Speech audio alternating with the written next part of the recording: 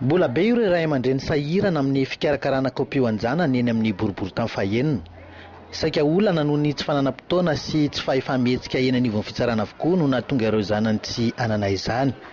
Mikarakara hetsika lehibe ny fikambanana AFFAMI hananan'ireo zaza ny zony.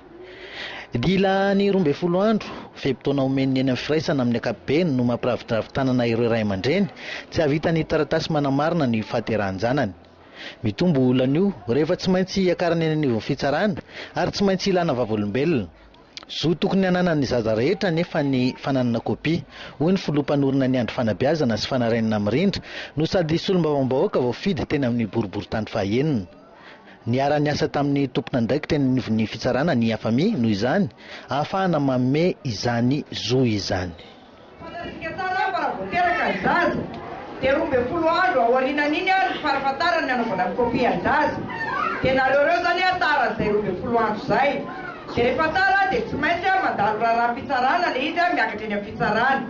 Dia nitaraina taminay ianareo dia namaly izahay mikarakara ny dosie anareo rehetra. Dia ny ataontsika androany zany androany ilay atao hoe fitsaràna mitety vohitra. Izany hoe ilaina ho hitan'ny zareo tsara zany tsy memena fahatany ny kopia. So dia tsy io akory le zazakely. Ilaina hitany androany zany ity le zazakely dia tsy mbola manana kopia. Dia ity le reny miteraka anazy. Zao zany reo zaza reo dia ohatrany hoe zaza teraka fotsiny teny. Tsy mbola olo-pirenena zao reo zazakely tsika reo. Mampalahelo izy. Tsy mametsiny anareo nefa fa maro ny antony nahavitana izany. Fa zava-dehibe amintsika dia ny fahavitany.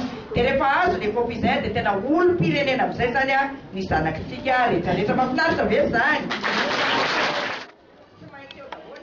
Ny fikambanana AFFAMI hatrany moa no iantsoroka ireo fikarakarana rehetra eny anivon'ny fitsaràna sy ny ambaratonga mba hananany ireo zaza ireo kopia ary manolotra izany an'ireo ray aman-dreny amin'ny fotoana voatondro.